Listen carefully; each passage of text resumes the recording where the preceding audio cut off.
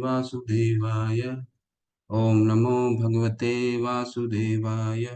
ओम अज्ञानतिमिरन्धस्य ज्ञानाञ्जनशलाकया चक्षुरुन्मीलितं येन तस्मै श्रीगुरुवे नमः।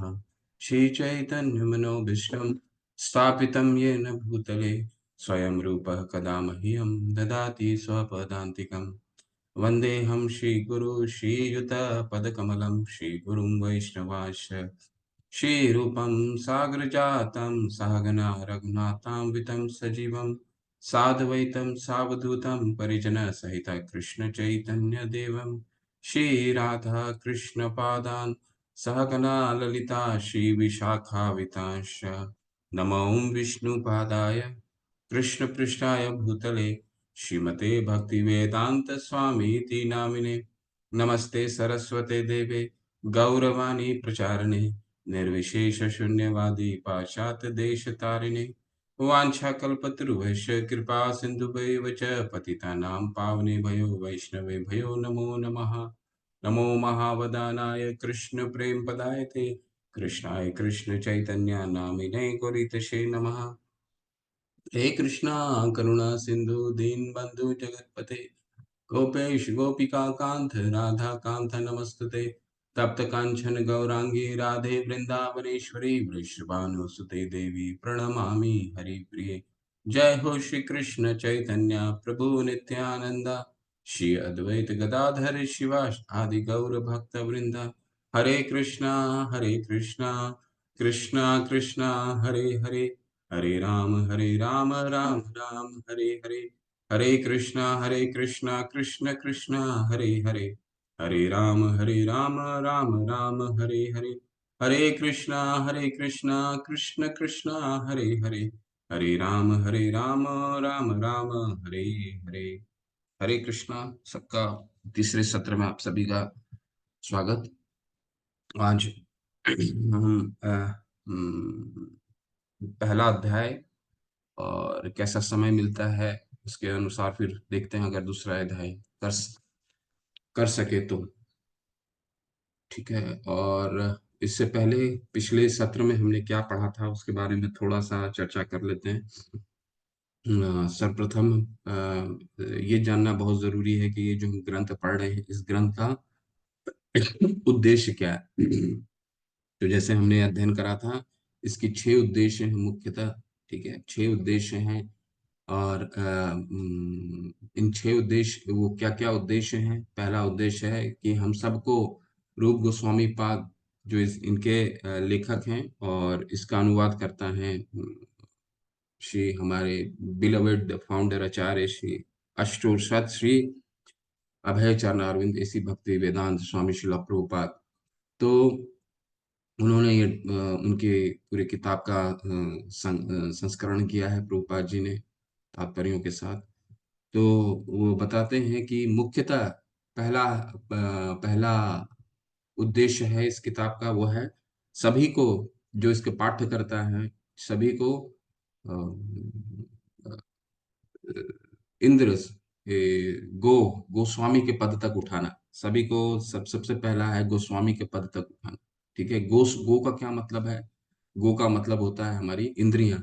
तो इंद्रियां को स्वामी, अपनी इंद्रियों पे कंट्रोल करने का, जो इंद्रियों पे अपना संयम संयम पा लेते हैं उसको कहते हैं गोस्वामी।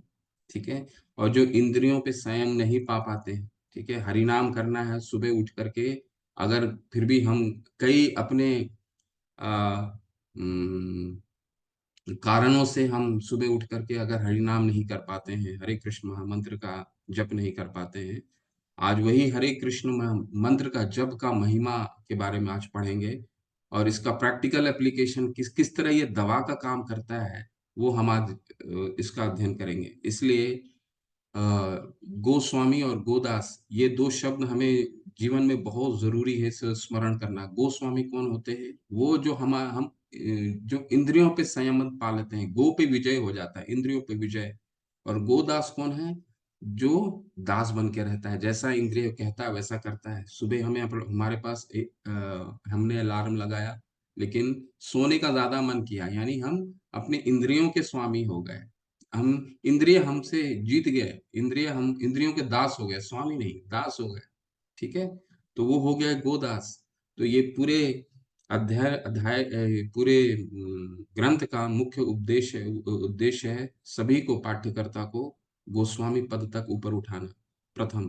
दूसरा, भक्ति रस, भक्ति योग सर्वश्रेष्ठ है, इसको स्थापित करना भौतिक सुख के मुकाबले। भौतिक सुख में हम क्या कहते हैं, जैसे हमने पिछले बार अध्ययन करा कि चपल सुख होता है, पर टेम्पररी होता है, चाहे शुरू से ही बचपन से लेके वृद्धावस्था तक हम जितनी भी खुशियां ढूंढते हैं वो चपल होता है, टेम्पररी होता है। तो भक्ति योग जो है वो सर्वश्रेष्ठ है, उसको स्थापित करता है ये ग्रंथ। तीसरा मुख्यतः क्या है, जो भक्ति हम अपने जीवन में किस तरह व्यवहारिक रूप से उसको लागू कर सकते हैं, ये हमें ये ग्रंथ बताता है। ठीक है, भक्ति, इससे पहले तो हम क्या समझते थे, नारियल मंदिर में जाना, नारियल चढ़ाना, मंदिर अगरबत्ती डालना, यही वह भक्ति है। इससे ज्यादा भक्ति का कोई, इससे ज्यादा भक्ति को हम हमारे हम बहुत लोगों को इससे ज्यादा भक्ति, इससे ज्यादा पार नहीं कर पाते थे। परंतु भक्ति योग क्या है, उसकी वो व्यवहारिक रूप से हम जीवन में किस तरह अप्लाई कर सकते हैं, वो ये ग्रंथ हमें बताता है। तीसरा, चौथा मुख्यतः क्या है, 5 रस, 12 रस होते हैं, 5 रस को किस तरह हम जागृत कर सकते हैं, वो ये ग्रंथ बताता है। वो 5 रस कौन से रस हैं, शांत रस, दास्य रस, सखा, माधुर्य, और एक और कौन सा रस है रह गया, शांत, दास्य, शांत, वात्सल्य प्रभु जी, जी, वात्सल्य प्रभु जी, वात्सल्य, वात्सल्य, वात्सल्य हरि जी। बोल, yes, Hare Shri Hare Krishna, Krishna. Thank you. तो वात्सल्य प्रेम, ठीक है, ये 5 मुख्य रस हैं। बाकी जितने रस हैं, क्रोध और 12 रस, 7 रस और हैं। अगला अगर आपने मंगलाचरण का अध्ययन कराया है तो मंगलाचरण में उन 12 रसों का उल्लेख हुआ है। ठीक है, बाकी कितने हैं, 12 रस हैं। तो 12 रस क्या है, गौण रस है, सेकेंडरी। और प्राइमरी रस क्या है, प्राइमरी रस जो जिसका वर्णन अभी आया, शांत, दास्य, साक्य, वात्सल्य और माधुर्य, ये क्या है, ये 5 जो है गौण मुख्य रस हैं। ये अगर प्राप्त नहीं होता है तो फिर जो हमारा गौण रस है, 7 गौण रस है, वो क्रियाशील हो जाती है। ठीक है, किसी को अगर माधुर्य है, माधुर्य का क्या मतलब हुआ, प्रेम, प्रेम क्या है, गौण है, प्राइमरी। लेकिन अगर वो प्राप्त नहीं हुआ तो क्या आ जाता है, क्रोध आ जाता है। ठीक है ना, हमें प्रेम, कई लोगों को आपने देखा होगा, प्रेम भौतिक जगत में प्रेम में किस तरह अपने रिश्तेदारी में, संबंधियों में प्रेम होता है। और प्रेम का जब उसमें कुछ दिक्कत आती है तो क्रोध उत्पन्न होता है। ये जो क्रोध है वो भी रस है, लेकिन ये सेकेंडरी है, गौण रस है। ठीक है, तो ये सारे रस हैं, ये जिसमें 5 मुख्य रस है, उसको किस तरह हम जागृत करें, ये चौथा है। ठीक है, फिर इसके बाद क्या आता है कि हम सब जीवों से किस तरह प्रेम कर सकें। ठीक है, ये सिखाता है ये ग्रंथ।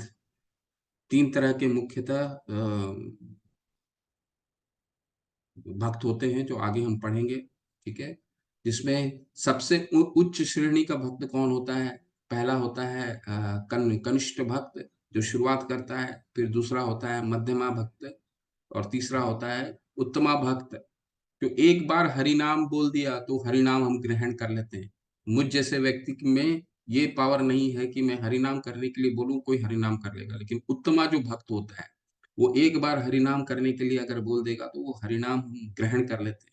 हमारे आचार्यगण, हमारे इस्कॉन में जितने वरिष्ठ वैष्णव हैं, वो क्या उत्तम भक्त हैं।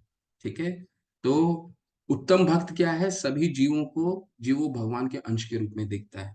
ठीक है, और अंतिम अंतिम उद्देश्य क्या है, जो भक्ति कर रहे हैं, उस उनके अब भक्ति के अभ्यास को किस तरह दृढ़ किया जाए, ये ग्रंथ हमें सिखाती है। तो ये मुख्यतः 6 उद्देश्य हैं। ठीक है, तो इन 6 उद्देश्य के बाद हमने क्या कल पिछली बार अध्ययन करा, इसके बाद हमने अध्ययन करा भगवान, इस पूरे ग्रंथ को रूप गोस्वामी पाद मंगलाचरण करते हैं कैसे, मंगलाचरण करते हैं भगवान को अखिल रसामृत मूर्ति बोल करके। श्लोक, बहुत अच्छा श्लोक आता है, जब आप 5वें लेवल में जाएंगे तो इन सबको का, इन सभी का विस्तार से विवरण होगा। अखिल रसामृत मूर्ति भगवान को कहा गया है। रूप गोस्वामी पाद बोलते हैं अखिल रसामृत मूर्ति है भगवान। भगवान सभी रसों के आगाढ़, सभी रसों के भंडार हैं। ठीक है, इसीलिए भगवान को जो भी कार्य शुरू करते हैं उससे पहले मंगलाचरण करते हैं। जैसे हम हर बार वंदे गुरु से शुरू करते हैं, उमग ज्ञान, अपने गुरु को वंदना करते हैं, आचार्यों का वंदना करते हैं, भगवान कृष्ण और राधा कृष्ण और चैतन्य महाप्रभु और सभी वैष्णवों का मंगलाचरण करके कोई भी कक्षा शुरू की जाती है इस कॉल में। ठीक उसी तरह इस ग्रंथ का शुरू करने से पहले मंगलाचरण में भगवान को क्या कहा गया है? रूप गोस्वामी पाद अखिल रसामृत मूर्ति, भगवान सभी रसों के भंडार हैं। इसके बाद हमने अध्ययन करा कि ये जो पूरा ग्रंथ है, इस ग्रंथ को 4 भागों में विभाग किया गया है। जिस तरह समुद्र के 4 विभाग होते हैं, 4 भाग होते हैं, क्या है? उत्तर, पश्चिम, पूरब, ईस्ट, वेस्ट, नॉर्थ, साउथ। उत्तर तो जो हम अध्ययन करने वाले हैं वो कौन सा पार्ट है? ईस्टर्न पार्ट है। ठीक है, तो पूर्वी पार्ट है। और जो बाकी के 3 पार्ट हैं वो हम इस बार अध्ययन नहीं करेंगे।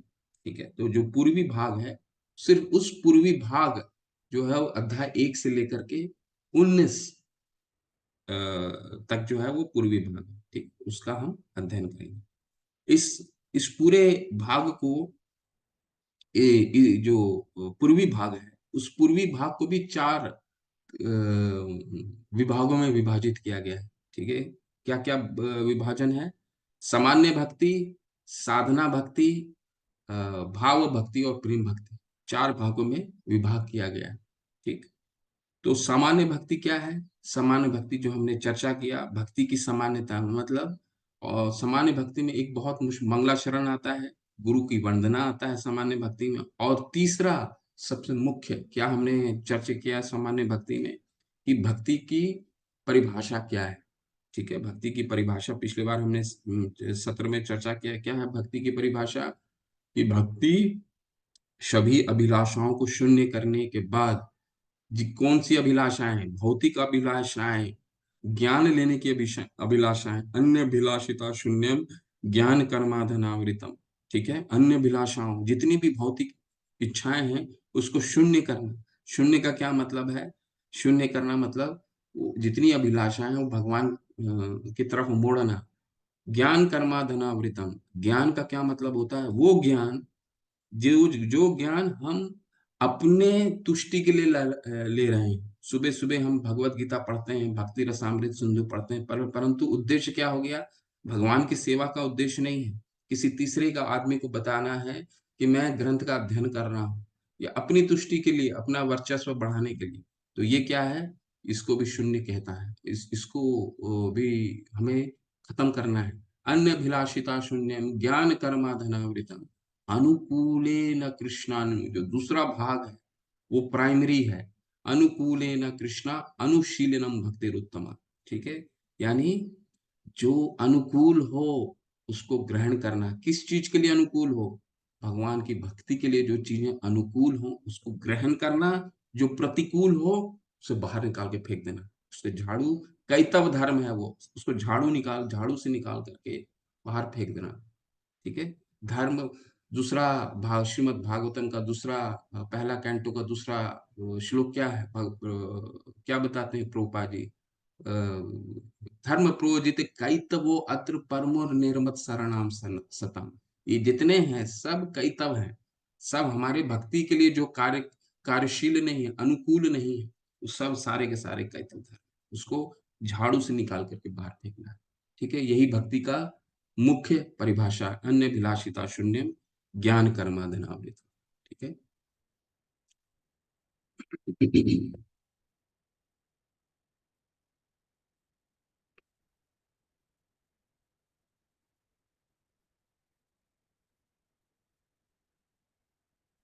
तो हम यहाँ थे, ये सामान्य भक्ति हमने देख लिया। ठीक है, अब हम ये हमने देख लिया दक्षिण पूर्वी उत्तर पश्चिम। हम सिर्फ पूर्वी भाग को अध्ययन करेंगे अपने इस कोर्स में। हम सिर्फ पूर्वी भाग को पढ़ते हैं, यानी सामान्य भक्ति पढ़ते हैं। ठीक है। इसका भी चार भाग है, जैसे हमने ये है चार भाग। इसके चार भाग, ये चार भाग हैं।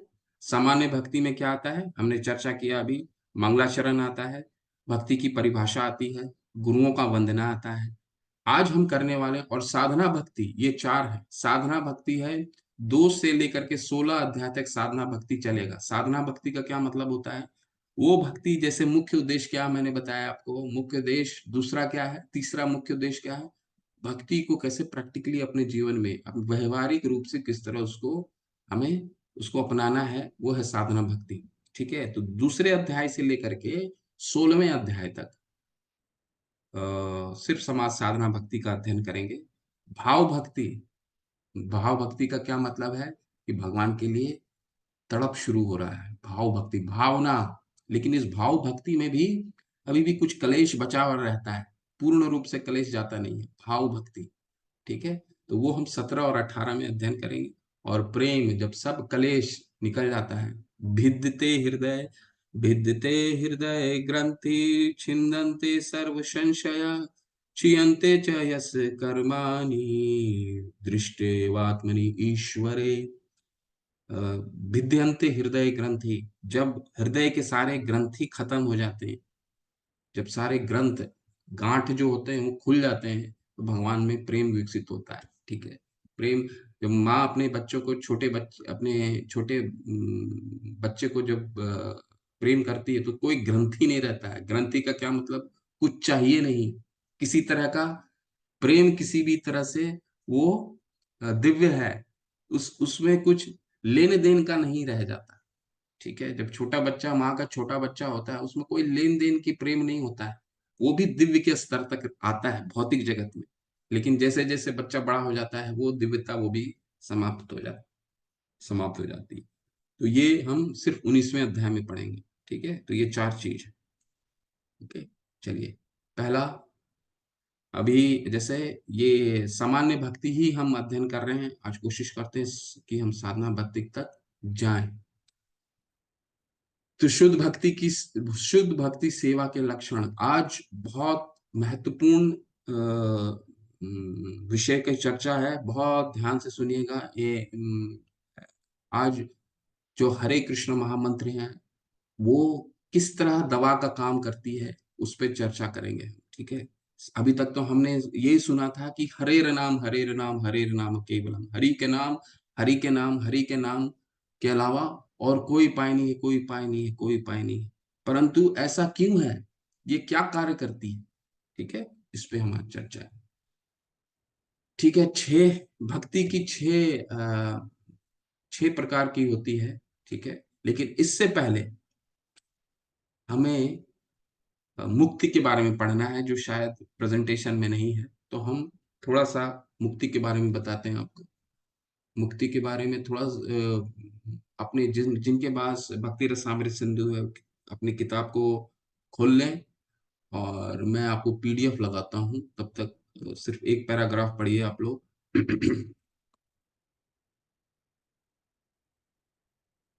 ये बहुत जरूरी है जानना, ये मुक्ति क्या, जिसको हम मुक्ति बोलते हैं, वो क्या है, और भक्ति और मुक्ति में क्या अंतर है।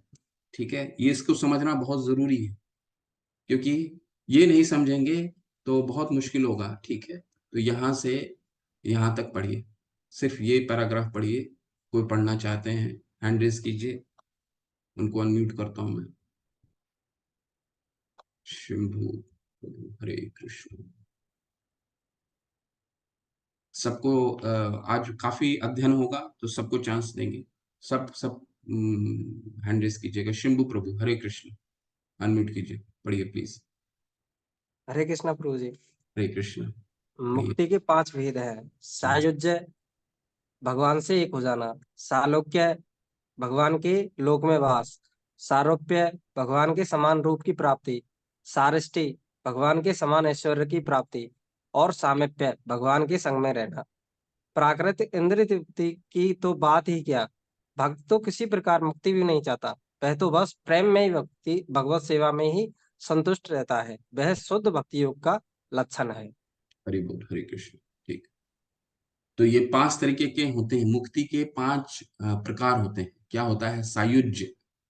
सायुज्य जो है, ये निष्कासित किया जाता है पूरे भक्ति में, इसकी कोई जगह नहीं कहा जाता है। ठीक, क्यों? क्योंकि सायुज्य का मतलब होता है कि भगवान से एक हो जाना।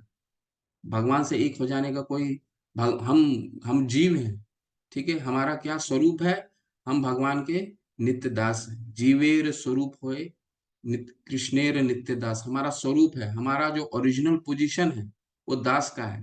तो दास कभी मालिक से एक हो सकता है? असंभव, हो ही नहीं सकता है। और भगवान कहाँ बता रहे हैं? किसी को अगर स्मरण हो 15वें अध्याय में, कि हम भगवान के अंश हैं, और हम अंश सनातनी रहता है, मतलब हम अंश के अंश ही रहते हैं, स्टेटस को ही रहते हैं। हम अगर भगवान के धाम भी चले जाते हैं तो भगवान से एकाकार नहीं होते हैं, हम अंश ही रह जाते हैं। ये भगवत गीता के किस श्लोक में, किस अध्याय में इसका वर्णन है? अगर किसी को ध्यान में है तो आप हैंड रेस कर सकते हैं। और वो श्लोक बहुत सुंदर श्लोक है। और 15वें अध्याय का ये भी मैंने बता दिया आपको। 15वें अध्याय का श्लोक है, अगर याद है। सुनीता माता जी, हरे कृष्णा। हरे कृष्ण। हरे ये कृष्ण। 15 देगा, ममेवांशो जीव लोक के जीव भूता सनातना। हरि बोल, धन्यवाद माता, थैंक यू। यस, बिल्कुल षष्ठानी मंत्र कृष्णानी कष्टि, आधा याद नहीं आ रहा। बिल्कुल बिल्कुल बिल्कुल, बहुत सुंदर। हरे कृष्ण। ममई वांछो, मम ऐव वांछ, ममैव अंशो, मेरे अंश हैं। ममैव अंशो जीव लोके जीव भूत सनातन, मेरे अंश हैं ये जीव, और ये सनातन है। सनातन का क्या मतलब है? स्टेटस को रहता है, कब आए इनका आना और जाना कभी पता नहीं रहता। तो ये जो अंश हैं, ये अंश के अंश ही रहते हैं। भगवान के धाम में भी जाते हैं तो अंश के ही हमारा हमारा स्वरूप दास का ही होता है, हम सर्वेंट ही हैं। ठीक है। तो वो हम अगर भगवान के धाम में भी जाते हैं तो अ, हम दास ही रहते हैं, कभी भी भगवान से एकाकार नहीं हो सकते। ठीक है। सायुज्य का मतलब होता है भगवान से एकाकार होना। सालोक्य, भगवान के लोक में वास करना। ठीक है, भगवान के लोक में वास कर सकते हैं। स्वारूप्य, भगवान के समान रूप की प्राप्ति करना, भगवान जैसा रूप की प्राप्ति करना, उनके जैसा सुंदर होना। श्राष्टि, भगवान के समान ऐश्वर्य की प्राप्ति करना। ये मुक्ति का चौथा है। ठीक है। और सामीप्य, सामीप्य का क्या मतलब होता है? भगवान के संग में रहना, भगवान के धाम में रहना, संग में रहना। लेकिन भक्त को ये कुछ नहीं चाहिए, ये मुक्ति कुछ नहीं चाहिए। क्यों? क्योंकि अगर मालिक है तो आप पुरानी पिक्चरों में देखते होंगे, पुरानी पिक्चरें में रामू काका, रामू जो रहता था, शब्द रामू काका, रामू काका, तो ये बहुत ही प्रसिद्ध नाम था। और उनको आप कभी भी आप देखते होंगे तो उनका क्या रहता था? वो अपने मालिक से बहुत वफादार होते थे। ठीक है। जो और मालिक की खुशी में ही स्वयं को खुश मानते थे, वो कभी भी मालिक नहीं बनना चाहते थे। ठीक है। ठीक उसी तरह भक्त क्या है? भक्त ये कुछ भी नहीं चाहता, ना ही भगवान से एकाकार होना चाहता है, ना ही भगवान के लोक में जाना चाहता है, ना ही भगवान के जैसा रूप प्राप्त करना चाहता है, ना ही ऐश्वर्य चाहिए, उसे कुछ भी नहीं चाहिए, बस भगवान का सेवा करना है। ऐसा ये है। ये हम आज इसको और अध्ययन करेंगे, लेकिन ये मुक्ति के 5 भेद आप इसको याद कर लीजिए, इसको स्मरण कर लीजिए। और ये हमें जानना बहुत जरूरी है, मुक्ति क्या है और भक्ति क्या है। ठीक है। तो ज्यादातर हमारी अंडरस्टैंडिंग जब भक्ति में आने से, जब ग्रंथ पढ़ने से पहले, अध्ययन करने से पहले, शास्त्र को पढ़ने से पहले, हम क्या समझते हैं? भक्ति का मतलब है मुक्ति। भगवान हमें मुक्ति दे दीजिए, मुक्ति नहीं दीजिए। मुक्ति का ये 5 है। भक्ति भिन्न है। मुक्त भक्ति क्या है? सेवा है, प्रीति पूर्वक सेवा। ठीक है। ठीक है। तो ये है आपका, ये जरूरी है, ये आप अंडरलाइन करके इसको लिख लीजिए। ठीक है, मुक्ति क्या है। ओके।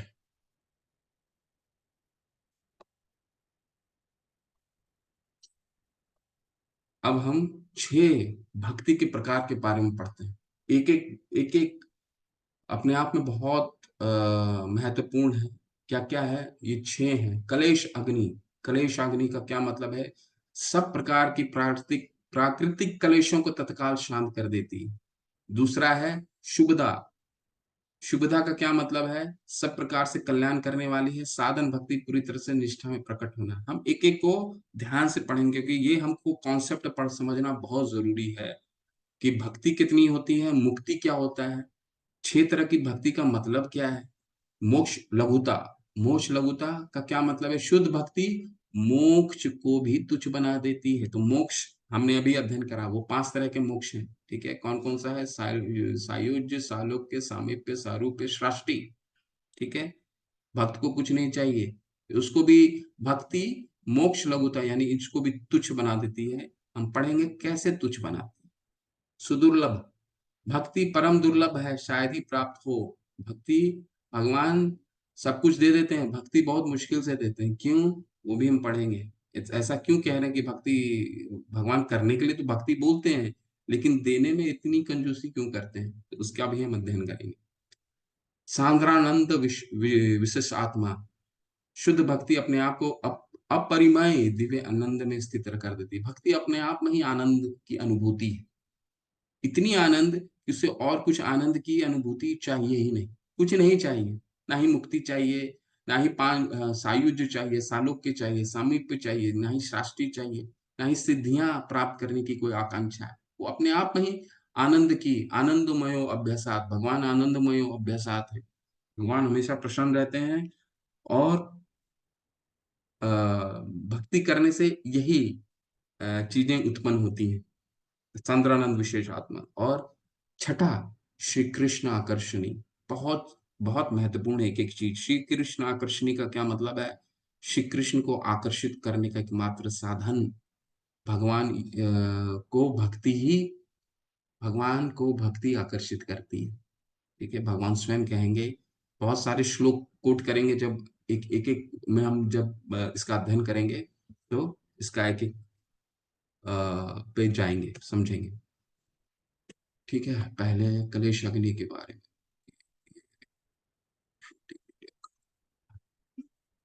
कलेश अग्नि के बारे में पढ़ते हैं। कलेश अग्नि क्या है? भक्ति कष्टों से मुक्ति देती है।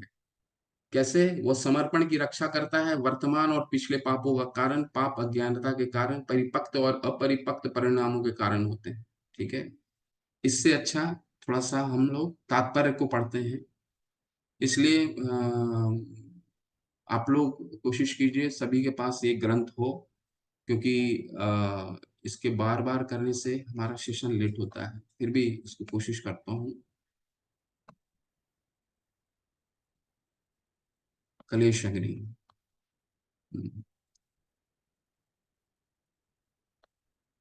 ठीक है, कलेश अग्नि यानी भक्ति के कलेशों को शांति। हमारे हमारे जितने भी कलेश हैं, ठीक है, आज हम ये पढ़ेंगे ये कलेश क्या चीज होता है, कैसे उत्पन्न होता है। ठीक है, और भक्ति कहाँ कार्य करती है, किस किस स्टेप में कार्य करती है। ठीक है, चलिए कोई किसी को पढ़ना चाहते हैं तो ये पैराग्राफ पढ़िए। वंदना माता जी। हरे कृष्ण कृष्ण कृष्ण हरे हरे, हरे राम हरे कृष्ण प्रभु जी, दंडवत प्रणाम। प्रणाम माता। चलिए प्लीज पढ़िए। भौतिक क्लेश से राहत, क्लेश अग्नत्वम। भगवत गीता में भगवान कहते हैं कि मनुष्य को चाहिए कि वह अन्य सारे कार्यों को त्याग कर उनकी शरण में जाए। वहीं भगवान ये भी वचन देते हैं कि वे शरणागत जीवों को सारे पाप कर्मों के फल से बचाएंगे। श्री रूप गोस्वामी कहते हैं कि पाप कर्मों से जो कष्ट उत्पन्न होते हैं वे स्वयं वर्तमान पापों तथा विगत जीवन में हमारे द्वारा किए गए पापों दोनों ही के कारण होते हैं। सामान्यतः जीव अज्ञान अविद्या के कारण पाप कर्म करता है, किंतु पाप कर्मों के फल से बचने के लिए अज्ञान कोई बहाना नहीं हो सकता।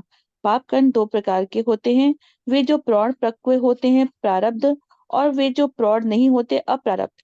वर्तमान में हम जिन पाप कर्मों के कारण कष्ट भोग रहे हैं वे प्रौढ़ प्रारब्ध कहलाते हैं।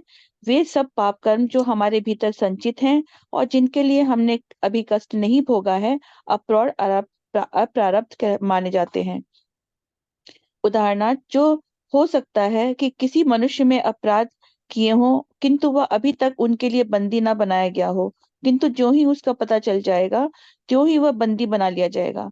इसी प्रकार हम अपने कतिपय पाप कर्मों के द्वारा भविष्य में होने वाले कष्टों की प्रतीक्षा करते हैं, और कुछ ऐसे पाप कर्म हैं जो प्रौढ़ प्रारब्ध होते हैं जिनके कारण हम इस समय कष्ट भोगते हैं। हरे हरे कृष्ण। कृष्ण प्रभु जी। हरे कृष्ण। बहुत सुंदर। ठीक है। तो अभी पद्म पुराण से एक श्लोक आता है। ठीक है। परंतु उस पे हम जाने से पहले आपको मैं ये समझाता हूँ कि ये जो कलेश हैं ये आते कैसे हैं। ठीक है। कलेश दो तरीके के कलेश होते हैं। जो फल जो कलेश किस तरह से होता है, दो तरह के होते हैं। कौन कौन से होते हैं? अप्रारब्ध और प्रारब्ध। ठीक है। ये विकसित कैसे होता है, तो ये हम पढ़ते हैं। ठीक है। ये नोट करके रखिए, फिर मैं इसको आपको समझाऊंगा।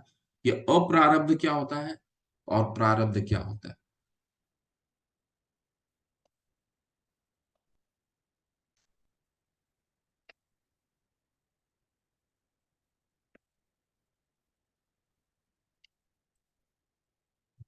तो ये कुछ एडवांटेज है। क्या है एडवांटेज?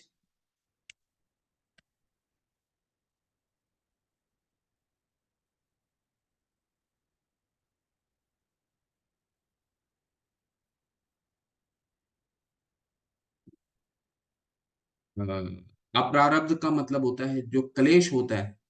कोई भी हमें कलेश का क्या मतलब है? दुख। दुख जो हम महसूस करते हैं वो क्यों आता है? ठीक है। वो इसलिए आता है कि यहाँ पे अभी आएगा ये साइकिल। एक साइकिल को मैं अच्छे से समझाऊंगा, लेकिन इससे पहले कलेश जो होता है पहले अप्रारब्ध आता है। अप्रारब्ध का क्या मतलब है कि वो पाप कर्म जो हमारे अंदर संचित होते हैं। ये संचित कैसे होते हैं? पूर्व कर्मों के कारण। पूर्व कर्म के कारण जो भी पाप का बैंक बैलेंस रहता है, आध्यात्मिक, यहाँ आपको भौतिक बैंक बैलेंस नहीं, आध्यात्मिक जो भी हम हर समय कितना कर्म कर रहे हैं। देखिए, इधर अभी बैठ करके हम एक अध्ययन कर रहे हैं, तो ये हम सभी कौन है? सभी सतुगुण में कर्म कर रहे हैं, लेकिन हर वक्त हर समय हम कुछ ना कुछ कार्य कर रहे हैं, और इस कार्य का अच्छा और बुरा होता है। ठीक है। तो इसका बैंक बैलेंस बनता जाता है। हमारा बैंक बैलेंस जो होता है, जैसे हम पैसा जमा करते हैं तो हमारा बैंक में हमारी पूंजी इकट्ठा होती जाती है। ठीक उसी तरह कुछ भी चीज हम कोई भी कर्म कर रहे हैं, उसको उसका बैंक बैलेंस बनता जाता है। ठीक है।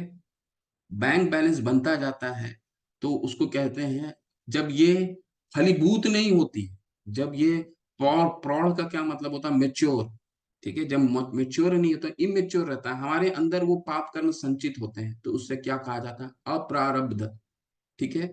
जिसके कारण क्या होता है? हमारी हमारी डिजायर उत्पन्न होती है। ठीक है। हमारी डिजायर्स उत्पन्न होती हैं, और वो डिजायर उत्पन्न होने के बाद हम कुछ ऐसा कार्य करते हैं जिसके कारण प्रारब्ध हो जाता है। वो जो इमेच्योर जो आपका संचित रहता है, वो प्रौढ़ हो जाता है, मतलब मैच्योर हो जाता है। मैच्योर का क्या मतलब है?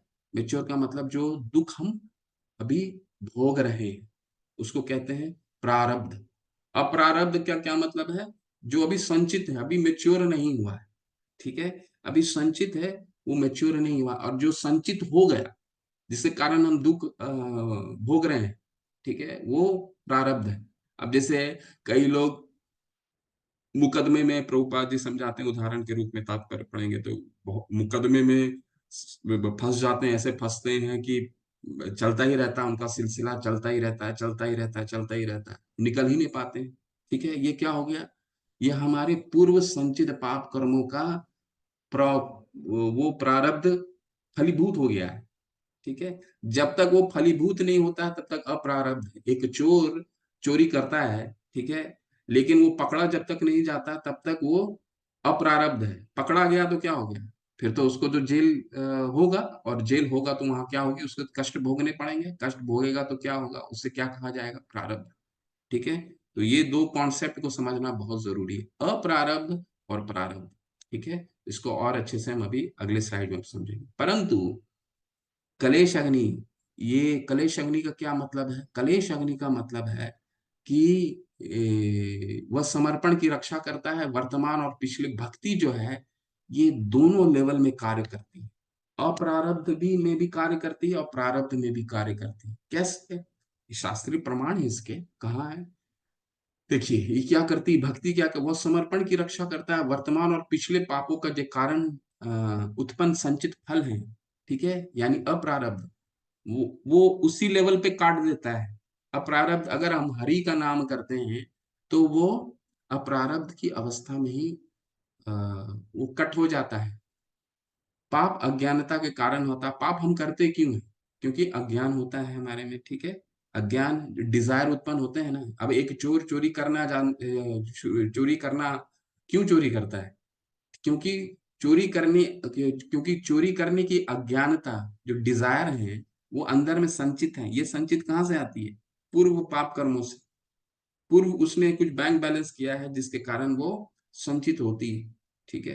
कभी कभी कभी आप देखते होंगे ना कि छोटे छोटे बच्चे जो होते हैं, कई छोटे बच्चे होते हैं, वो पेरेंट्स इग्नोर कर देते हैं, दुकान जाते हैं तो कोई भी चीज उठा लेते हैं, ऐसे करके उठा लिया फिर रख लिया, उठा लिया। हम समझते हैं कि ये बच्चे का स्वभाव है, बच्चे तो ऐसे ही करते हैं, कोई चीज में आकर्षण हो गया, उठा करके अपने बैग में रख लिया। परंतु ये हमारा माता पिता का कर्तव्य है कि वहीं रोकना है। क्यों? क्योंकि ये अप्रारब्ध है, ये डिजायर है, ठीक है। ये पूर्व पाप संचित कर्मों का डिजायर होता है जो संचित होता है। जो वही डिजायर को अगर नहीं रोका गया तो वो फलीभूत होते जाता है, और फलीभूत होकर के वो प्रारब्ध हो जाता है, ठीक है। तो परिपक्व और अपरिपक्व परिणामों के कारण होते हैं, ठीक है। तो हमने देख लिया प्रारब्ध और अप्रारब्ध। तो इसके शास्त्रीय प्रमाण क्या है? तो आप देखिए प्रभुपाद जी एक एक चीज जब तात्पर्य में लिखते हैं तो बिना प्रमाण के कहीं नहीं। जब भी हम शास्त्र का अध्ययन करते हैं तो हम मनोकल्पना से अध्ययन नहीं कर सकते। प्रभुपाद जी हमें ये दिशा निर्देश देते हैं कि हमें कुछ भी कहना है, वाह, हमने पढ़ा था ना 17वें अध्याय में कि वाणी की क्या तपस्या है? अनुद्वेग करम वाक्यम सत्यम प्रिय हितम च यत् स्वधाय अभ्यासनम चैव। यानी अनुद्वेग करम वाक्यम, हमें ऐसे शब्द बोलने हैं जो शुद्ध किसी को नहीं करे, किसी को तकलीफ ना दे। और स्वधाय अभ्यासनम चैव, हमारा पढ़ाई शास्त्रों का बहुत अच्छा होना चाहिए। क्योंकि हम अपने मनोकल्पना से कुछ नहीं कह सकते, हमें कहीं हर जगह शास्त्रों का कोट करना जरूरी है। प्रमाण कहाँ है? एविडेंस कहाँ है? अगर आप बोल रहे हैं कि कर्मों को पाप कर्मों को ये काटता है हरि का नाम, तो हमारे मन में प्रश्न होता आना चाहिए कि क्या ये मनोकल्पना है, ये शास्त्रिक प्रमाण है? तो प्रभुपाद जी प्रमाण देते हैं। देखिए कहाँ है प्रमाण कि 11, 14, 19 में श्रीमद् भागवतम में जब भगवान उद्धव जी को कह रहे हैं कि मेरे प्रिय उद्धव, मेरे लिए भक्ति सेवा है, एक धधकती आग की तरह जो जलाकर राख हो सकती है, असमित ईंधन जो उसे दिया जाता है। तो भक्ति क्या है? वो आग की तरह है कि उसमें, आग में देखिए क्या है, जितना भी पेट्रोल डालिए, जितना भी डीजल डालिए, जितना भी आप तेल डालिए, घी डालिए, उसको भस्म कर देती है। ठीक भक्ति उस आग की तरह है। जितने भी आपके संचित पाप कर्म हैं, अंदर से प्रारब्ध अप्रारब्ध है, और जितने प्रारब्ध होने वाले हैं, जो फलीभूत भी होने वाले हैं, उनको जलाकर राख कर देती। इतनी पावरफुल है भक्ति, आग की तरह। ये पहला प्रमाण है। दूसरा प्रमाण क्या है? जो कोई भी 9 प्रकार की भक्ति करता है, नवदा भक्ति सबको मालूम होना चाहिए। ये प्रहलाद महाराज ने ये हमें नवदा भक्ति दी थी, ठीक है। नवदा भक्ति करता है, भले ही वह कुत्ते खाने वाले परिवार में पैदा हुआ हो, वह तुरंत यज्ञ करने के लिए योग्य हो जाता है। ये कौन कह रहे हैं? देवहूति कह रही हैं। किनके महिमा में कह रही हैं? कपिल मुनि अपने पुत्र के महिमा में कह रही हैं। क्या कह रही हैं? कि कोई कुत्ता का मांस भी अगर खाता हो, चंडाल भी हो, तो भी वो यज्ञ करने का योग्य बन जाता है, ठीक है। भक्ति इतनी शक्तिशाली है, ठीक है। क्या कह रहे हैं? कि हर तरह के पाप को वो मिटा सकता है। उसके लिए हमें क्या करना है? बस एक ही चीज करना है, वो हम आगे अध्ययन करेंगे। क्या करना है? ये मेडिसिन है। हरे कृष्णा कृष्णा कृष्णा हरे हरे, हरे राम राम राम हरे। देखिए जब एक डॉक्टर, जब एक चिकित्सक हमें दवाई देता है, तो कोई भी हम दवाई जब खाते हैं तो हमको नहीं, ये नहीं मालूम होता है कि ये हमारे शरीर में किस तरह कार्य करेगा। बस हम अपने चिकित्सक पर भरोसा करते हैं, डॉक्टर ये बोलता है कि ये खाइए, ये बीमारी आपकी ठीक हो जाएगी, तो हमें पूर्ण भरोसा होता है। क्यों? क्योंकि वो एक अध्ययन किए हुए हैं, उनका अध्ययन है उसमें, वो उसके एक्सपर्ट हैं। ठीक है, तो वो हमारे शरीर के बारे में जानते हैं, इसीलिए हमें मेडिसिन दें। हम कोई दवाई खाते हैं तो क्या हमें मालूम होता है कि किस तरह से शरीर में कार्य कर रहा है? नहीं मालूम होता है, लेकिन वो कार्य करता है। ठीक उसी तरह जब हमारे आचार्य क्या है, हमारे डॉक्टर है, हमारे जीवन, हमारे मन, बुद्धि, अहंकार, इन हमारे जीवन के डॉक्टर है, उन्होंने हरिनाम का मेडिसिन दिया है। जब हरि का नाम लेंगे हमें तो लगता है अरे इससे सुबह क्या होगा, एक कर लो, दो कर लो, तीन कर लो, चार कर लो, ठीक है किसी ने बोला है कर लेते हैं, परंतु ये किस तरह कार्य करेगा हमें नहीं मालूम है। तो हमें क्या करना है? उस डॉक्टर पे बिलीव करना पड़ेगा, उस डॉक्टर पे आस्था करना पड़ेगा जो हमें दवाई देता है और हमारी बीमारी को ठीक करता है। ठीक है, तो यहाँ पे इतना बड़ा प्रमाण दे रहे हैं भगवान स्वयं कि ये अप्रारब्ध और प्रारब्ध दोनों तरह के दोनों तरह के पाप जो हमारे कलेश अग्नि के पथ में आते हैं, दोनों को समाप्त करता है, इतनी पावरफुल है। जो कलेश है उसके देखिए ये सर्कल साइकिल है, वो क्या है साइकिल? अविद्या। अविद्या का क्या मतलब है? अज्ञान। अज्ञान, अज्ञान के कारण बीज उत्पन्न होता है। अज्ञान, बीज का क्या मतलब हो गया? बीज का मतलब हो गया डिजायर। ठीक है, अविद्या अज्ञान है, एक छोटा बच्चा अज्ञान के कारण एक सामान ले लेता है दुकान से। ठीक है, लेकिन जैसे अगर उसको रोका नहीं गया तो वो डिजायर में उत्पन्न हो जाती, बीज, बीज उसको बोलते हैं सीड। ठीक है, बीज में उत्पन्न हो गई और फिर वो बड़ा होकर के गलत कार्य करता है और फिर पकड़ा जाता है, पाप करता है और इसके कारण दुख भोगता है, कलेश। ठीक है, तो ये है पूरा साइकिल। इसको और भी हम अगर अध्ययन करना इसको चाहते हैं, इसको हम लोग और अच्छे से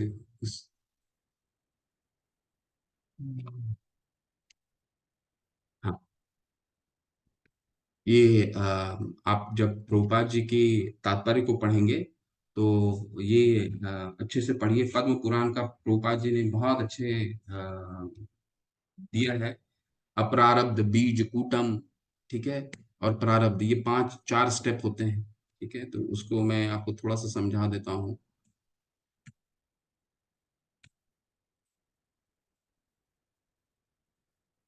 ठीक है, तो ये हमने इसका उदाहरण के साथ भी किया। क्या है? पाप प्रतिक्रिया के चार चरण होते हैं। एक बीज से एक पेड़ के विकास का विभिन्न अवस्थाएं होती हैं। अविद्या होता है, यानी अज्ञान के कारण हम कुछ ऐसा कार्य करते हैं। ये अविद्या भी कहाँ से आता है? ये अविद्या आता है हमारे पूर्व कर्मों से। ठीक है, जो बैंक बैलेंस बढ़ा है, जिसके कारण बीज, पाप की इच्छाएं डेवलप होती हैं, डिजायर डेवलप होती हैं। ठीक है, और डिजायर डेवलप होती है का क्या मतलब है? इच्छा और इसकी प्रतिक्रिया की उपस्थिति का चक्र। इच्छाएं उपलब्ध होती हैं और फिर वो ये अप्रारब्ध रूप में संचित होती है, फिर वो गलत कार्य करता है, प्रारब्ध यानी कष्ट भोगता है, कष्ट और जिसके कारण वो ये अब फलीभूत होता है और फिर कष्ट भोगता है। ठीक है, तो ये साइकिल चलता रहता है, साइकिल चलता रहता है। ये कष्ट भोगता है। अब देखिए, ये अपरारब्ध, जैसे पाप किया, जैसे इसने पाप किया, फिर वो पाप का बैलेंस जो घड़ा था फिर भर गया।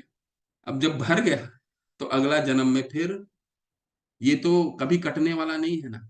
ठीक है ना, पाप का जैसे पाप करता रहेगा तो घड़ा भरता ही रहेगा, जन्म मृत्यु के चक्कर में फंसा ही रहेगा। कभी मनुष्य बनेगा, कभी पाप ज्यादा बढ़ गया तो अधम योनि को जाएगा। हमने इसका अध्ययन किया है 16वें अध्याय में, पूरा भगवान बताते हैं देवी और आसुरी स्वभाव।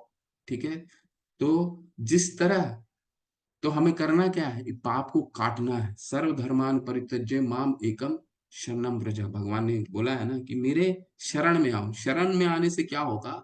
दोनों तरह के पाप कट जाएंगे। ये यहीं पे क्या बीज के लेवल पे ही कार्य करती है, हरिनाम जो है बीज के लेवल पे ही कार्य करती है। ठीक है, फिर ये साइकिल में हम फंसते नहीं हैं कि पाप करें, पाप से फिर बैंक बैलेंस बढ़ेगा। ठीक है, तो ये बहुत महत्वपूर्ण है। ठीक है, अब अगला चलते हैं, शुभदा। शुभदा का क्या मतलब है? दुख, पहला क्लेशाग्नि, दूसरा शुभदा। शुभदा का क्या मतलब है? दुख कम होने से शुभता बढ़ती है। ये दोनों पूरी तरह से निष्ठा में प्रकट होते हैं। शुभता का अर्थ है सभी का कल्याण, आनंद, ब्रह्मानंद का सुख, कृष्ण भावनामृत का सुख। का सुख सर्वोच्च, और ये दुख सुखों से बढ़कर दो में मिलता है।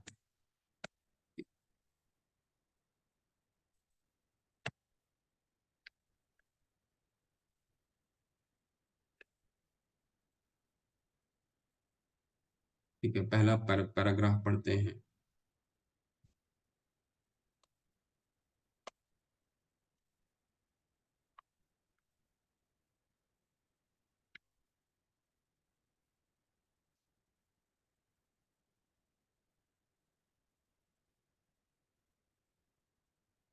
हाँ, कोई हैंड रेस कोई पढ़ना चाहते हैं तो पढ़ सकते हैं, कि पहला ग्राफ पढ़ना है।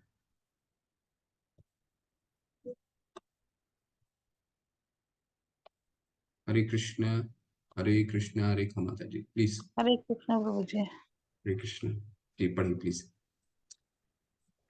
कृष्ण भावना सर्व शुभदा है। शील रूप गोस्वामी पाद ने कृष्ण भावना के शुभ शुभ तत्व का विवेचन किया है। वे कहते हैं कि यथार्थ शुभ संपूर्ण जगत का कल्याण कार्य करने में है। आज नाना जनसमूह समाज, जाति और राष्ट्र आदि के कल्याण कार्य में तत्पर है। संयुक्त राष्ट्र के रूप में विश्व हित क्रिया की दिशा में भी प्रयत्न चल रहा है, परंतु संकीर्ण राष्ट्रीयता के दोषों के कारण संपूर्ण विश्व समाज के लिए कल्याण कार्य का व्यापक आयोजन व्यावहारिक रूप से संभव नहीं है। कृष्ण भावनामृत आंदोलन इतना सर्वांग सुंदर है कि यह संपूर्ण मानव समाज का परम उपकार कर सकता है।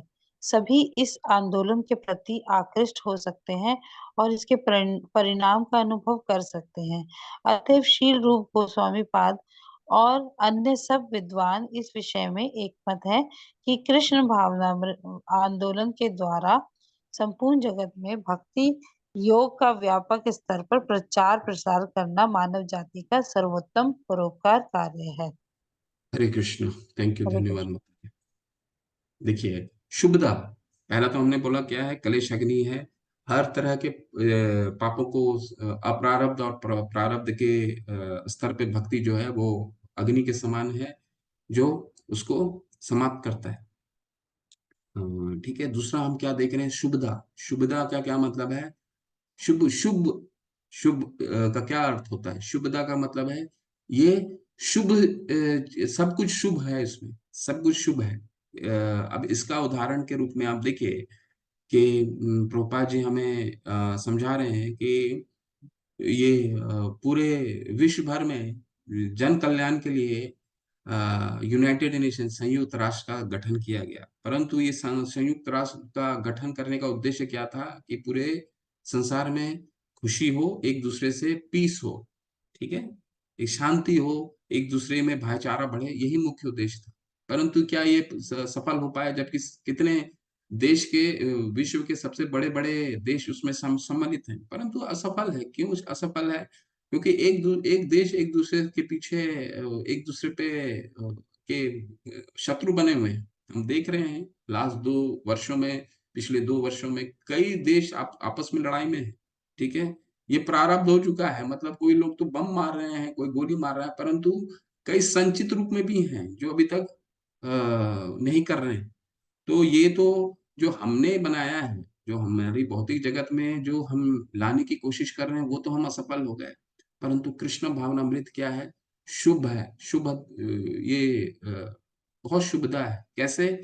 प्रभुपाद जी ने एक ही छत्र के नीचे आप देखेंगे कहीं भी, आप इस्कॉन के मंदिरों में जाकर के देखिए, सभी मंदिरों में हर प्रांत के लोग, हर देश के लोग, हर धर्म को पालन करने वाले लोग। धर्म के कौन से? भौतिक धर्म, कई तब धर्म, ठीक है, हम मुस्लिम हैं, हम हिंदू हैं, हम मुसलमान हैं, हम क्रिश्चियन हैं, ये सब कई तब धर्म है, हमने बनाया है। हमारा तो एक ही धर्म है, सनातन धर्म। और हमारा धर्म का क्या है? सवई पुंसा परो धर्म यतो भक्ति अधोक्षजे अहेतु की अप्रतिहता ययात्मा सुप्रसिद्धति। हमारा यही धर्म है। भगवान निर्देश देते हैं कि हमारा धर्म क्या है। शुद्ध गोस्वामी बोलते हैं हमारा एक ही धर्म है, सवई पुंसास। पुंसा का मतलब होता है मनुष्य।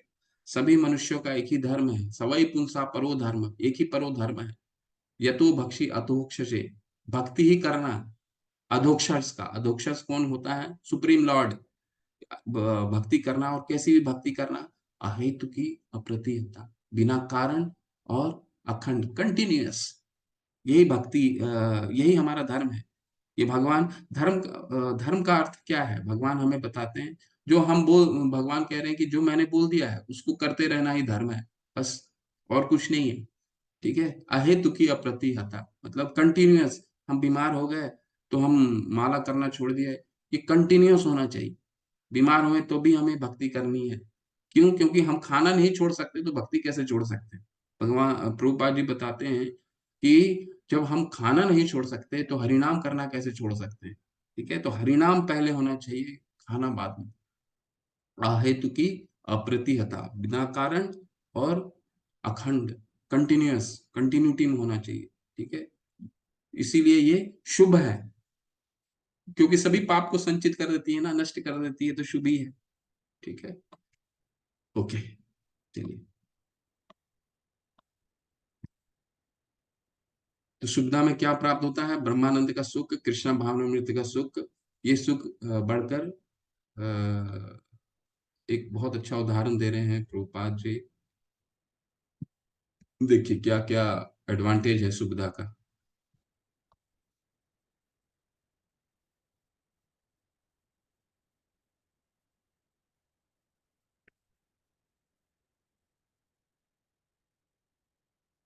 एक बहुत अच्छा उदाहरण आता है, कोला बेचा श्रीधर। कोला बेचा श्रीधर जो थे वो ये गौर लीला का है। जब चैतन्य महाप्रभु उनके पास जाते हैं, ठीक है, बहुत गरीब होते हैं, बहुत निर्धन होते हैं। केले के जो पत्ते होते हैं उसका कार्य करते हैं, वो उसका व्यवसाय करते हैं। और केले के पत्ते से हम आप समझ सकते हैं कि कितना मुनाफा आमदनी होता है। ठीक है, और जब चैतन्य महाप्रभु उनके पास जाते हैं और उनको पूछते हैं कि तुम कुछ और कार्य क्यों नहीं करते, लेकिन वो क्या कहते हैं? कहते हैं कि जो मैं कर रहा हूँ उसमें ही मैं बहुत आनंदित हूँ, क्योंकि वो जो उतना भी कमाते थे उस व्यवसाय से, केले के पत्ते बेच करके जितना कमाते थे, उसका 50% वो गंगा देवी पे उनको अर्पित कर देते थे। ठीक है, एक तो निर्धन थे, निर्धन के अलावा जो जितना कमाते थे उसका भी आधा हिस्सा वो गंगा देवी को दे देते थे। तो उसमें शुभ, ये इससे बड़ा क्या शुभ हो सकता है? किसी चीज पे मोह ही नहीं है, आनंद। पैसा नहीं है भी है, इस तरह का थोड़ा सा पैसा है उसमें भी आधा वो दान कर देते थे, यानी किसी चीज पे आसक्ति है ही नहीं, है ना। तो ये शुभ है।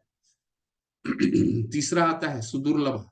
सुदुर्लभ का क्या मतलब है? ये अत्यंत दुर्लभ है, हमारे अपने प्रयासों से अप्राप्य, न तपस्या से, न तप से, कामना से भी संभव नहीं। कृष्ण इसे देने से हिचकिचाते हैं, भाव अवस्था में प्रकट होते हैं। शुद्ध भक्ति की कृपा से प्राप्त मोक्ष, अच्छा, मोक्ष लघुता का है क्या? ठीक है, पहले सुदुर्लभ का बारे में बात करते हैं। अत्यंत दुर्लभ है, तो ऐसा क्यों कहते हैं भगवान? भगवान तो कह रहे हैं कि भक्ति करनी चाहिए, भक्ति, भगवान भक्ति को प्रोत्साहन देते हैं कि भक्ति करो, फिर भी दुर्लभ क्यों है? एक ही कारण है उसका दुर्लभ है। क्यों? क्योंकि भगवान दास बन जाते हैं, भगवान उनके कृतज्ञ हो जाते हैं, भगवान भक्तों के कृतज्ञ हो जाते हैं। भक्ति सर्वश्रेष्ठ है, ये भगवान स्वयं कहते हैं। ठीक है, कृतज्ञ हो जाते हैं। हम देखिए भीष्म देव, ठीक है, भगवान को, भगवान कृष्ण को अपने वचन को तोड़ने के लिए प्रतिबद्ध कर दिए। क्यों? क्योंकि भगवान कृष्ण जो भीष्म थे भगवान के बहुत बड़े भक्त थे। कृष्ण ने क्या वचन लिया था महाभारत से कि कोई भी हथियार नहीं उठाऊंगा, परंतु जो क्रोध, जो हमने पढ़ा ना, क्रोध एक रसा है, तो वीर रस में, भगवान के साथ वीर रस से जुड़े थे भीष्म पितामह। तो जब उनको तीर पे बाण पे बाण चलाते रहते हैं, बाण पे बाण चलाते रहते हैं। तो भी कृष्ण जो है वो, उनका जब रथ का पहिया नीचे लग जाता है तो वो कृष्ण उतर जाते हैं, और फिर रथांग पानी बोला जाता है ना भगवान को, रथांग पानी। तो वो रथ के पहिए को उठा करके भीष्म देव को की तरफ दौड़ते हैं। ठीक है, लेकिन ये क्या दिखाता है कि भगवान अपने भक्तों के कृतज्ञ हो जाते हैं। जो जिस रस में भीष्म पितामह उनसे प्रेम करना चाहते थे, भगवान उसी रस में उनको रेसिप्रोकेट करते हैं, आदान प्रदान करते हैं। ठीक है ना, हमने चौथे अध्याय में पढ़ा था ना कि भगवान से जैसा हम प्रेम करते हैं, भगवान उसी रूप में हमें फल देते हैं, उसी रूप में रेसिप्रोकेट करते हैं। ठीक है, तो अपना वचन तोड़ देते हैं। तो इसीलिए भगवान बहुत मुश्किल से भक्ति देते हैं। क्यों? क्योंकि भगवान उनके कृतज्ञ हो जाते हैं, इसलिए अत्यंत दुर्लभ है। सांद्रानंद विशेष आत्मा, सांद्रानंद विशेष आत्मा का क्या मतलब है? अभी तक हमने 3 पढ़ा है। क्या क्या पढ़ा है? कलेश अग्नि पढ़ा है, कलेशों को नाश करता है। दूसरा क्या पढ़ा है? शुभदा, शुभ, ये शुभ संकेत दे देता है, शुभ शुभत्व आना, शुभ संकेत देता है, सबको आनंदित करता है। और दूसरा है सांद्रान। तीसरा हमने पढ़ा क्या? ये सुदुर्लभ है, बहुत दुर्लभ है। भक्ति पाना, करना, भक्ति देना, और भगवान भक्ति बहुत मुश्किल से, दुर्लभता से देते हैं। ठीक है, आसान नहीं है। अब चौथा पढ़ रहे हैं सांद्रानंद विशेषात्मा। इसका क्या मतलब है? असीम आनंद की अनुभूति होती, असीम रूप से संघनित आनंद प्रेम में प्रकट होता है। प्रेम इतना मोटा है कि कुछ भी इसे भेद नहीं सकता, कोई अन्य इच्छा या मार्ग नहीं। तो बहुत अच्छा मैंने आपको बताया था क्या, भिदते, हृदय की ग्रंथि को भेद देता है। हृदय के ग्रंथ को भेदने से क्या होता है, हमारी जितनी भी ग्रंथियां हैं, ग्रंथियां, हम इससे आ सकते हैं, हम इससे आ सकते हैं, हमारे लिए ये प्रेम है, वो सारी टूट जाती है। ठीक है, तो सांद्रानंद विशेषात्मा का क्या मतलब हुआ कि हमें स्वतः ही आनंदित रहते हैं। ठीक है, जैसे अभी हमने उदाहरण के रूप में देखा कोला वेचा श्रीधर का। तो कोला वेचा श्रीधर निर्धन थे, लेकिन जितना भी धन कमाते थे उसमें भी 50% दे देते थे गंगा माँ को, उसमें भी 50% दे देते थे। ठीक है, तो खुश अपने आप में ही साधारण विशेष आत्मा है। और अंतिम आता है श्री कृष्ण आकर्षणी। यह कृष्ण को आकर्षित करती है। हम आसक्तियों द्वारा नियंत्रित होते हैं, केवल आत्म संतुष्ट स्वतंत्र है। भगवान आत्मा राम है, लेकिन ह्लादनी शक्ति द्वारा आकर्षित और नियंत्रित किया जाता है, और कोई भी प्रक्रिया नहीं है इस शक्ति को पाने के लिए। भगवान को मदन मोहन कहा जाता है। क्यों? क्योंकि ये मोहिनी को भी मदन मोहन, मोहिनी, मदन मोहन है, राधा रानी के पथ का अनुसरण करे। तो श्री कृष्ण आकर्षणी का क्या मतलब है कि ये भगवान को भी आकर्षित करती है भक्ति। तो आप लोग सब जानते होंगे पुरी में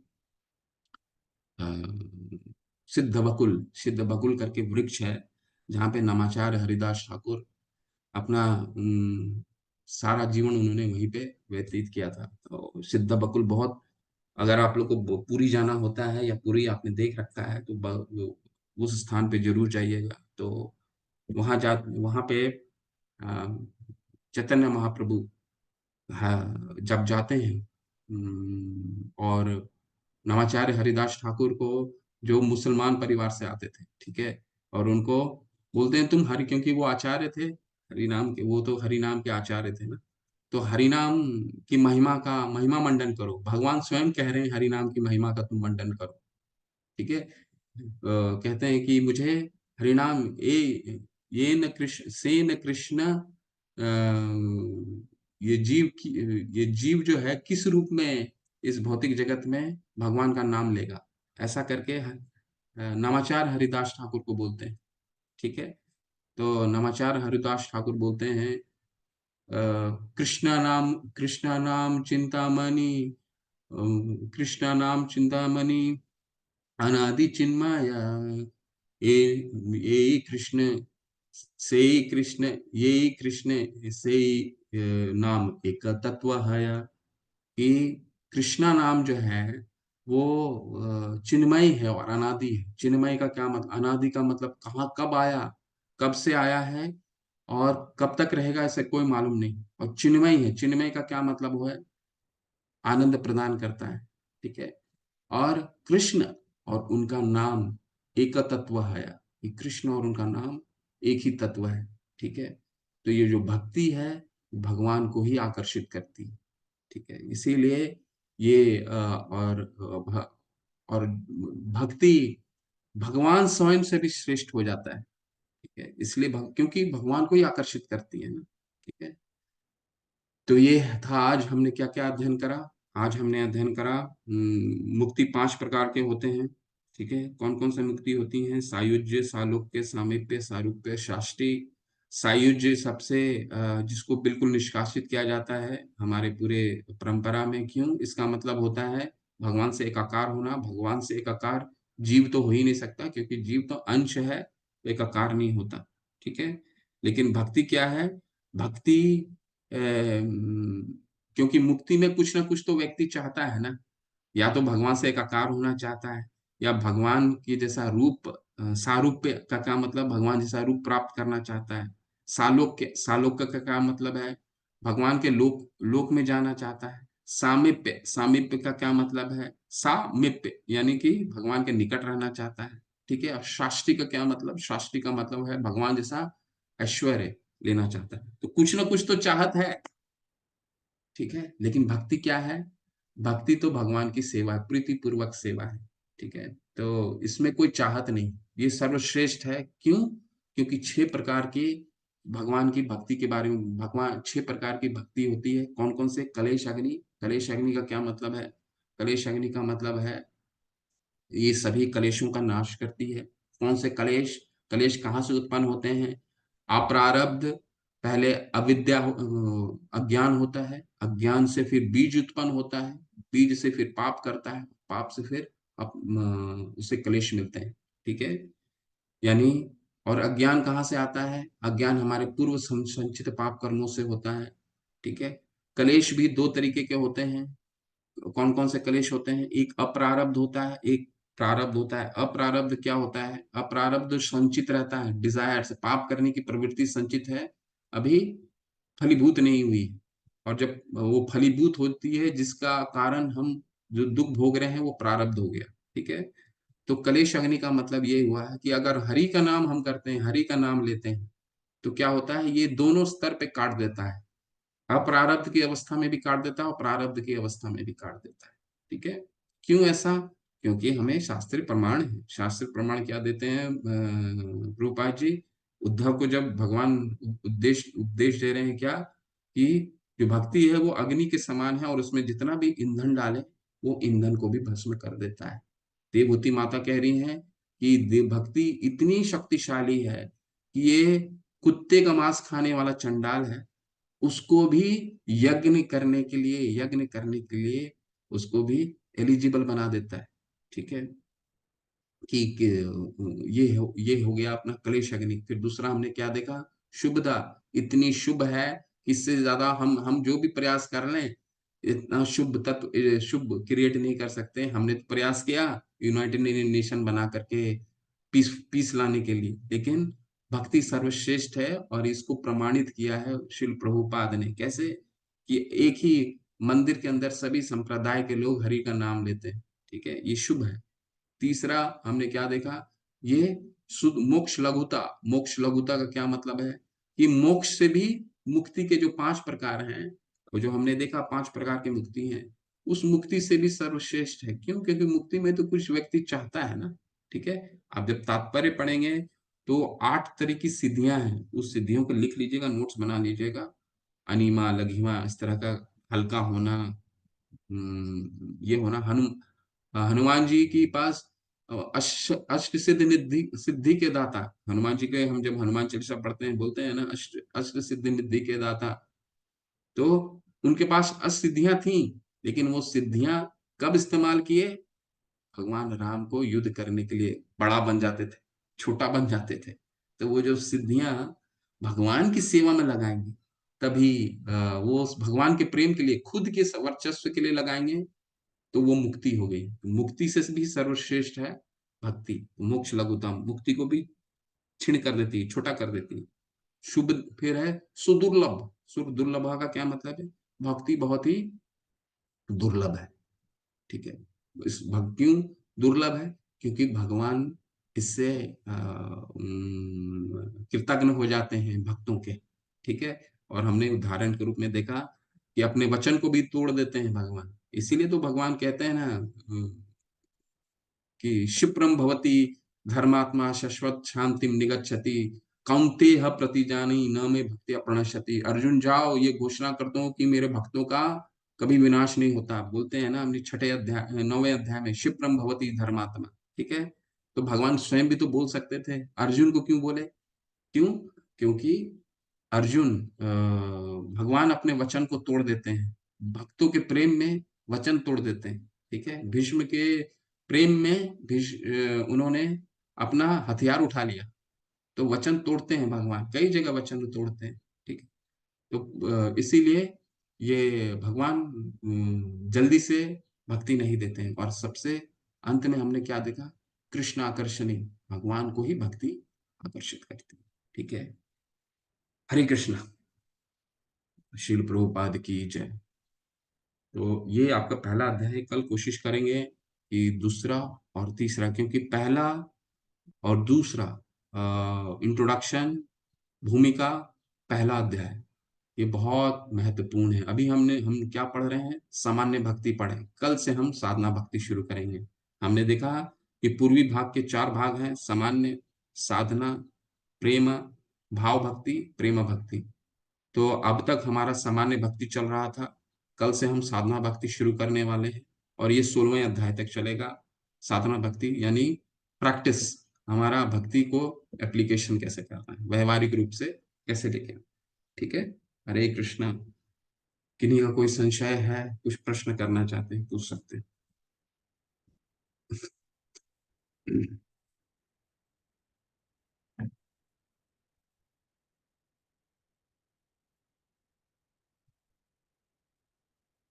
हरे कृष्णा, हरे माता जी, प्लीज कुछ। हरे कृष्ण प्रभु जी, दंडवत प्रणाम। प्रभु जी, वो जो रिकॉर्डिंग पिछली बार जैसे ये जैसे अभी भी रिकॉर्डिंग के उसमें है मोड में, तो हुई थी तो वो मिली नहीं। माता जी ने बोला कि उसमें कुछ एरर आ गया या क्या, तो ऐसा नहीं हो सकता जो आपने पुरानी क्लासेस कोई ली है उसकी फर्स्ट स्टार्टिंग की बस 2 रिकॉर्डिंग मिल जाए?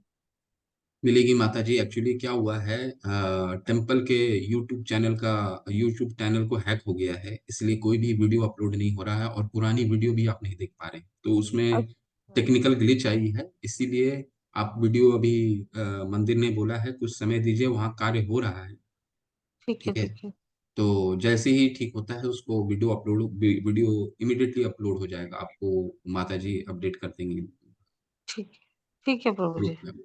ठीक है, हरे कृष्ण प्रभु जी। हरे कृष्ण। ऋषिका सिंह माता जी, हरे कृष्ण माता जी, प्लीज बोलिए। हरे कृष्ण प्रभु जी। हरे कृष्ण। प्रभु जी, जो हमने लास्ट टाइम भूमिका पढ़ी थी उसके अंदर जो जीवन का मूल सिद्धांत में बताया था कि मनुष्य में किसी ना किसी से प्रेम करने की सामान्य प्रवृत्ति होती है, और बाघ में भी यही प्रेम की प्रवृत्ति कम से कम सुप्तावस्था में विद्यमान है। तो प्रभु जी, सुप्तावस्था का क्या मतलब है? शुद्ध अवस्था का मतलब है कि प्रेम करने की प्रवृत्ति हमारे पर संचित होती ही है। मतलब सुप्त अवस्था मतलब जो प्रेम, सुप्त मतलब हमारी प्रेम करने की जो प्रवृत्ति होती है हमारे पे, ये प्रवृत्ति हर मनुष्य की होती है। क्यों ऐसी होती है? क्योंकि भगवान आनंदमय अभ्यासात है, भगवान में प्रेम करने की प्रवृत्ति, तो हमारे में भी ये प्रेम करने की प्रवृत्ति होती है। ठीक है, तो हाँ जी। हम जीवन में हर बार प्रेम करना, छोटे बच्चा होता है, छोटा बच्चा किससे प्रेम करता है? अपने माता माता पिता से। पिता से। ठीक हाँ है, जी। जैसे ही बढ़ता है बच्चा, बड़ा बच्चा होते लगता है, तो अपना उसका प्रेम भाई बहन। भाई बहन होता है। फिर आगे बढ़ता है, विवाह होता है, तो परिवार संचित करता है, फिर देश। तो इसका मतलब ये है कि वो जो प्रेम है वो हाँ उसका जी। जहां वो लगा रहा है वो हाँ जी। टेम्पररी है, इसीलिए बार बार चेंज हो रहा है। कभी माता पिता हाँ हो जी। रहे हैं, कभी भाई बहन हो रहे हैं, कभी परिवार हो रहा है, कभी राज्य हो रहा है, कभी अपना जी। नौकरी हो रहा है। तो ये हाँ जी। परमानेंट नहीं है। हाँ जी। तो ये भूमिका में ये बताने की कोशिश की गई है कि ये जो प्रेम है टेम्पररी चीज में नहीं लगाना है, हाँ जी। हमें परमानेंट चीज में लगाना है। क्यों ऐसा कहते हैं? क्योंकि टेम्परेरी चीज तो स्वयं टेम्परेरी रहेगा। हमारे माता पिता भी टेम्परेरी हैं, ठीक है। हाँ जी। हम क्योंकि उनके माता पिता भी टेम्परेरी थे, उनके माता पिता भी टेम्परेरी थे, सारे टेम्परेरी हैं। और ये टेम्परेरी चीज जैसी समाप्त होगी तो हमें दुख का अनुभव होगा। तो हम ऐसी चीज पे क्यों प्रेम विकसित करें जो टेम्परेरी है? तो शाश्वत जो है हमारी प्रवृत्ति है, उस शाश्वत चीज पे हमारे आचार्य बता रहे हैं कि जो शाश्वत है, जो परमानेंट है, उस पे प्रेम हम्म। विकसित करेंगे तो हमें कभी भी दुख की अनुभूति होगी ही नहीं। ये कहने का तात्पर्य है। जी प्रभु जी। थैंक यू प्रभु जी। हरे कृष्णा। वंदना माता जी। हरे कृष्ण माता, प्लीज अनम्यूट कीजिए। हरे कृष्ण प्रभु जी। हरे कृष्ण। प्रभु जी, प्रारब्ध और अप्रारब्ध में बहुत मतलब माइनर सा ही वो है कि जो हमारे संचित हैं कर्म, जी। तो उनका हमें अभी नहीं मिल रहा है। लेकिन जो मतलब जो हमें संचित कर्म का भी मिल रहा है, लेकिन जो पिछले जन्म के पूर्व जन्म के जो पहले जो संचित कर्म हमारे पाप कर्म है, उनका हमें मिल रहा है कि अभी का मिल रहा है, ये हमें कैसे पता? माता ये इसको पता करने की हमें जरूरत नहीं है वैसे। क्योंकि अभी हम कभी भी ये बोलते हैं ना कि देखिए हमने तो कुछ भी नहीं किया फिर भी हमारे साथ ऐसा क्यों हो गया, ऐसा हम कहते हैं ना। कई जी बार हम प्रभु लोग के जी। साथ ऐसी घटनाएं घटित होती हैं कि कारण हमें खुद नहीं मालूम होता है। तो हमें ऐसे तकलीफ आती हैं। कभी कभी भी हम बोलते हैं ना कि अरे ये व्यक्ति तो बहुत अच्छा था, खान पान में भी इसका बहुत अच्छा था, हर हर समय व्यायाम करता था, एक्सरसाइज करता था, फिर भी इसको हार्ट अटैक कैसे आ गया? कई जगह कई चीजों में होता है ये चीजें। तो ये पूर्व संचित हमारे पाप कर्म होते हैं, ठीक है, जिसके कारण ये जब फलीभूत हो गया तो ये चीजें होती हैं। तो ये हमें जानने की आवश्यकता नहीं है कि ये क्यों हो रहा है, परंतु ये होता है और ये हम अपने जीवन में महसूस कर सकते हैं। कोई कठिन कठिन नहीं है, ठीक है। कभी कभी हमें लगता है कोई बिना ही हमारे कुछ बोले हम दो बात कह के चला गया, हमें अपमान करके चला गया, ठीक है। हमने उसके साथ कुछ किया ही नहीं फिर भी वो मुझे अपमानित क्यों करके चला गया, हम ऐसा सोचते हैं ना। तो ये क्यों होता है? क्योंकि हमारे कुछ पूर्व संचित पाप कर्म है जिसके कारण हमें अपमान सहना पड़ता है, ठीक है। तो इसको इस तरह से समझने का प्रयास करें। और आप अगर पढ़ते हैं तो आम जीवन में इसको इस चीज को आप देख सकते हैं कि कभी कुछ गलत कार्य करते हैं हमें तो वो तो हमें पता चल जाता है कि इसका हमें ये हमने गलती करी जिसके कारण हमें ये भोगना पड़ रहा है। परंतु कभी ऐसी चीजों का हम पाप भोगते हैं जो हमने हमें समरी मेमोरी में नहीं रहता कि हमने कोई पाप किया है ऐसा, ठीक है।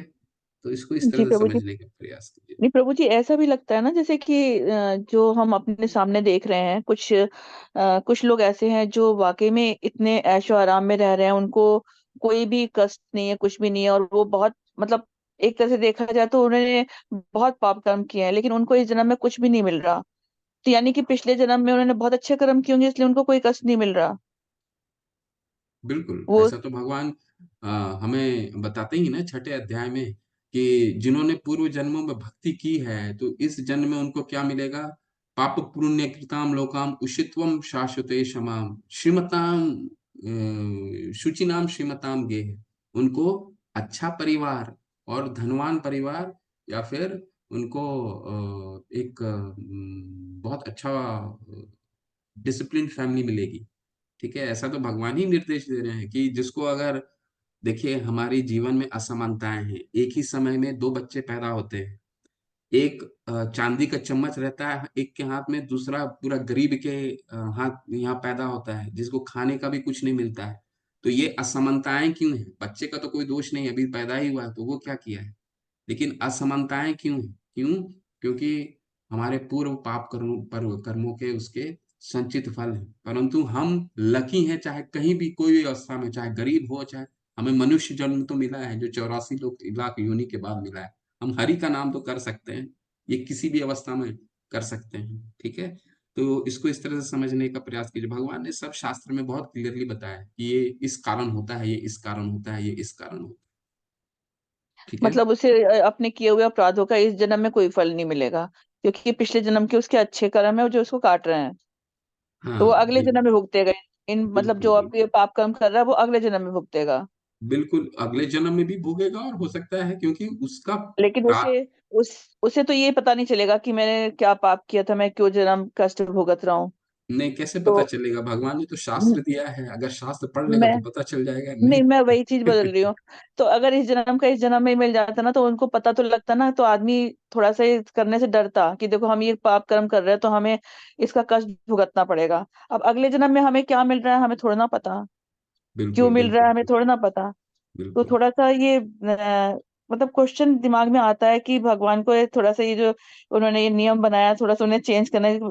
पाप कर्म जो आप कर रहे हो तो इस जन्म का इस जन्म में मिले तो आप नहीं डरे करने से। देखिए भगवान ने बहुत अच्छी वो बनाया है, सिस्टम बनाया है। क्यों ऐसा बनाया है? क्योंकि भगवान हर समय हमें अपॉर्चुनिटी देते हैं। अगर हम इतने पाप करते हैं, देखिए कि हम अगर बाहर भी चलें, तो हम जब चलना शुरू करते हैं तो कितने कीटाणुओं को हम मारते हैं, हम हवा में कितने कीटाणु हैं। तो भगवान इतने जन्म देते हैं कि इस जन्म में तो भक्ति कर लो, इस जन्म में तो अपने प्रारब्ध को शांत करो, इस जन्म में तो कर लो, अब तो कर लो, अब तो कर लो। लेकिन अगर सोच करके आप सोचिए कि भगवान एक ही जन्म में सभी पापों का अगर हमें ये दे देते हैं, तो वो जीवन जीना हमारे लिए कितना दुष्कर हो जाएगा। ठीक है, तो हमारे को भगवान हर जन्म में अपॉर्चुनिटी देते हैं कि भाई ये मैंने आपको दे दिया है, अब तो कर लो, हरि नाम का ले लो, शास्त्र दिया है, इसको पढ़ो, अब तो ठीक हो जाओ, अब तो करो। इसलिए लिमिटेड अमाउंट में सुख देते हैं, लिमिटेड अमाउंट में दुख देते हैं। ठीक है, ताकि हम उसका अपॉर्चुनिटी का जो हमें मिला है उस संयोग को हम लोग उपयोग कर सकते हैं। नहीं तो इतना पाप झेलना पड़ता, दुख झेलना पड़ता है कि हमारे जीवन कष्टमय हो जाता है। तो इसको इस तरह से देखने का प्रयास कीजिए माता जी कि भगवान हमें अपॉर्चुनिटी देते हैं हर जन्म में, ताकि हम उसका फायदा नहीं उठा पाते। और प्रभु जी हम लोग गीता पढ़ रहे हैं तो इसलिए हम तो समझ सकते हैं इस चीज को। लेकिन फिर भी ये डाउट तो रहती है कि इंसान डरेगा अगर हम वाकई में इतने पाप कर रहे हैं और हमको इतने कष्ट मिल रहे हैं। तो दूसरा आदमी वो देख रहा है कि देखो इसने इतने पाप किए थे इसलिए कष्ट भुगत रहा है। तो बच्चे भी उस चीज को देखेंगे तो वो महसूस करेंगे देखो वो पापी है उसको कष्ट मिल रहा है, तो आगे हम ये सब ना करें। तो एक सोच आती है। तो बिल्कुल माता हम जी। जैसे गीता पढ़ रहे हैं तो गीता में हम समझ रहे हैं कि ठीक है ये चीजें हैं। लेकिन हम्म, दिमाग में तो आता ही है ना कि अगर इस तरह हुआ होता तो हर इंसान डरता और इस तरह के पाप कर्म नहीं करता। तो बिल्कुल। आगे की लाइफ भी हमारी अच्छी होती और हमको जो आसपास के लोग हैं या जो भी हमारे जानने वाले हैं उनको इन चीज से सबक मिलता है। जी, तो ये इसीलिए थॉट आता है दिमाग में। बिल्कुल इसीलिए तो प्रभुपाद जी हम जैसे और आप जैसे सोल्जर को तैयार कर रहे हैं कि भक्ति शास्त्री करिए, और शुभदा जो पूरे जितना लोग हैं सबको कृष्ण का प्रचार कीजिए। जो ग्रहण करना चाहते हैं वो ग्रहण करेंगे, जो नहीं ग्रहण करना चाहते। इसलिए हमारा जो ये मूवमेंट है, प्रीचिंग मूवमेंट है, प्रीचिंग मूवमेंट जितना लोग हो सके उसको बताइए क्या सच्चाई है। इसीलिए भक्ति शास्त्री करने का उद्देश्य क्या है कि हम भगवान के, हम इस पूरे प्रभुपाद जी के मिशन के हम लोग सेना तैयार हो रहे हैं। प्रभुपाद जी सैनिक तैयार कर रहे हैं कि शास्त्रों को हम पढ़ें और हर जगह इसका प्रचार करने का कार्य करें। ये हम अपने जीवन को तो सार्थक करें ही, पर वो जीवन सार्थक करो, करो उपकार, और उपकार करना हमारा उद्देश्य है। भक्ति शास्त्री करने का उद्देश्य यही है कि आसपास के जितने लोग हैं, जो मिलता है उसको बताइए, जितना भी मालूम है। गुरु बनने के लिए भगवान प्रभुपाद जी कहते हैं कुछ नहीं चाहिए। हमने जितना सुना है अभी तक, जितना आप जाने हैं, जितना पढ़े हैं, वो वही बता दीजिए, हमें अपने से कुछ नहीं करना। ठीक है, वही बताइए, तो हमें बताना है। हम इसीलिए तो सोल्जर तैयार हो रहे हैं हम लोग सारे। ठीक है माता। जी प्रभु जी, thank you Prabhu ji, Hare Krishna.